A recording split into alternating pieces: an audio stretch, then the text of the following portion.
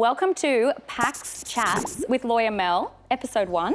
We're doing something a little bit different in the PaxChats Brisbane studio today.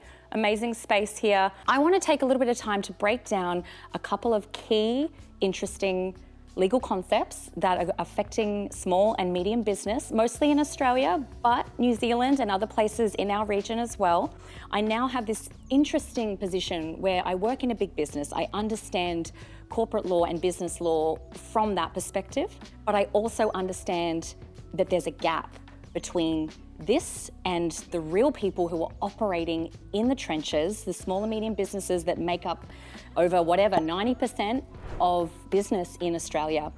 And I want to try and help bridge that gap if I can in some small way. And we're going to start today talking about privacy. We're going to talk about the Privacy Act.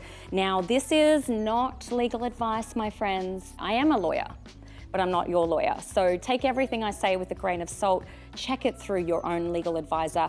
Having said all of that, privacy. Okay, where to start? Long and short of it, there will be changes to the Privacy Act in Australia. We've had our first tranche that have come out at the back end of 2024. Largely, it's not going to affect how you're operating your day-to-day business life, I don't think. However, it's a big one and it affects small and medium business. The changes on the table largely are two big ones I want to kind of focus in. Reducing the time to report a notifiable data breach from the current 30 days down to 72 hours. That's on the table. It's not law yet, but it is most certainly on the table, and it has implications for your MSP business and for your customers as well. So we'll come back to that. The second thing is the exemption for small and medium business in Australia. That's a key one as well, because at the moment, the Privacy Act is actually got a little carve out in there where unless you're operating in certain industries, maybe finance, maybe health, working with certain sensitive personal information, you're carved out. That's going to go away under some proposed discussion topics. You know, I think we've seen a bill, but we haven't quite yet seen exactly what that might look like in law. I think it's something to get serious about, and I think it's something to start thinking about now, because it's like taking your vitamins daily. If we can do a little bit now to prepare for something that's probably going to come down at some point and affect you in your business, when that happens, you're home and hosed and you're ready to go. You're able to better understand how your business collects and processes and stores and deals with personal information. And then you're also able to educate your customers downstream. There's actually a selling opportunity there when it comes to security, when it comes to understanding the ecosystem. But I wanted to focus on the legal stuff because that's really my wheelhouse. Okay, we're gonna switch to the whiteboard now because I'm gonna get it out and we're gonna start drawing, and I need a sip of my coffee. Okay, NDB, notifiable data breach. That is a specific term that is currently in the Privacy Act that's really important to kind of dig into, because not every data breach is going to be the N, is going to be notifiable.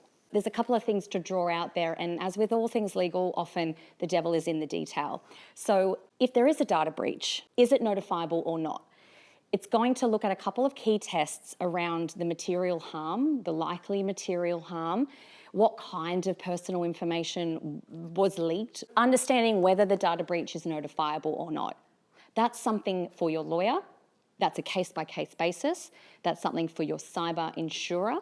Think about who would be the first person that you call if there's a data breach in your business ecosystem or in that of one of your end customers. All things being equal, you're probably going to have to get involved and work through that data breach and help to secure and recover, and then, go from there, report.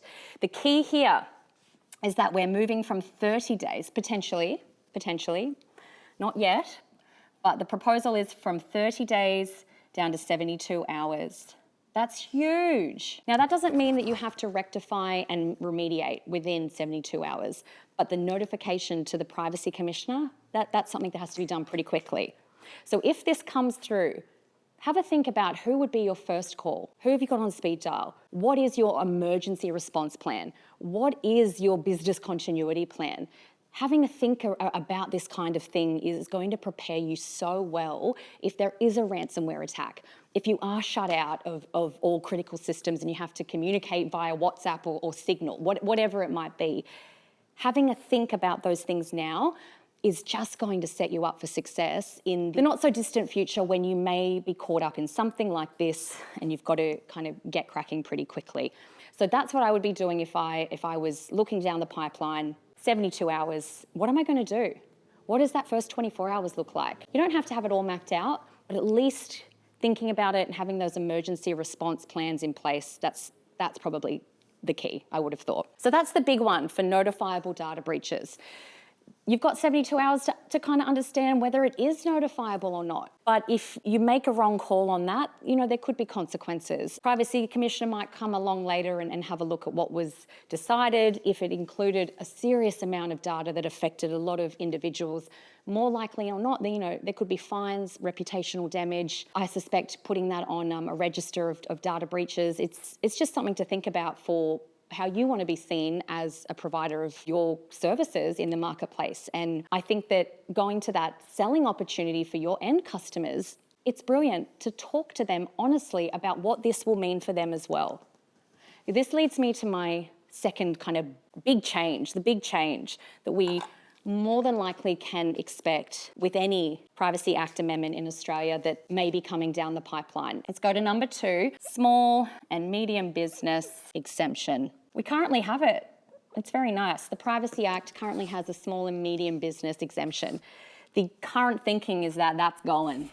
Ba-bow. So that means that the Privacy Act will apply in its full force as it does to corporations like PaxChats Australia. So we have to lift up, we have to educate up and really upskill our business practices to be at that gold standard. It's a big ask, but it is the right thing because ultimately it's going to get us up in line with global approach to privacy. It's going to put us with the GDPR.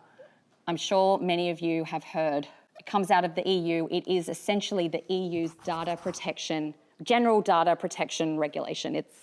It's the beast, it's the gold standard. It came out, I think, 2018, and it revolutionised how we all think about data protection and the transfer of personal information, private or not, around the world. If we amend the Privacy Act to remove the small business exemption, we all get up to the same level. It's going to give us an exceptional chance to show to other jurisdictions around the world that, hey, Australia is here, we're ready to play at the global level, we're doing our best to be secure and be privacy aware, and we want to be able to transact without extra hoops and red tape and all of those things. It's going to mean a lot of things.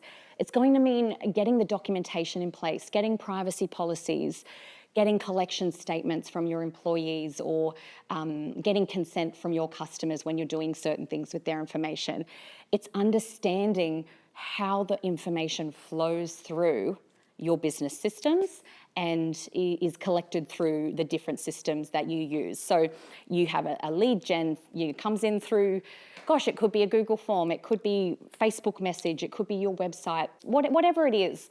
You get somebody's name and information, you get their number, you get their address. You might get credit card information. You are then going to process that through some kind of accounting software. The PSA gets involved, PaxChats gets involved perhaps. Whatever it is that processing of the business information is touching, understanding the flow of it through your business is going to be amazing. And it might not be that difficult, but sitting down and mind mapping it is going to be a great place to start, because then you've got your ecosystem and you can understand maybe where there's some security gaps. Obviously, I don't need to speak to this audience about what it looks like to have a secure ecosystem. You all know that.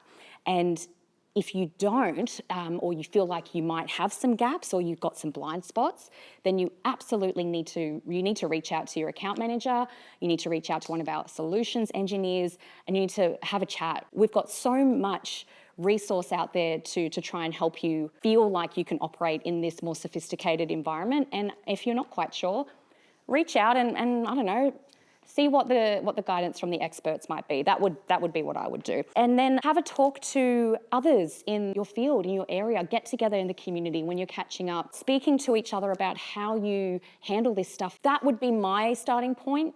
it's an upskill, it's a level up. It's going to require a little bit more of a deep dive into a new area, but it's entirely something that you can figure out, and it's going to collectively help the Australian business community level up and be able to compete at that higher level. So think about security and what would be your first port of call. Think about how you're going to understand the process and the flow of personal information through your business. Think about how you can educate your customers. There's a lot of opportunity here. But keep an eye out, Privacy Act stuff, it's going to happen next year, the year after. Be prepared, be alert, not alarmed. And I think we might leave it there. That's the first PaxChats with Lawyer Mel. Thank you very much.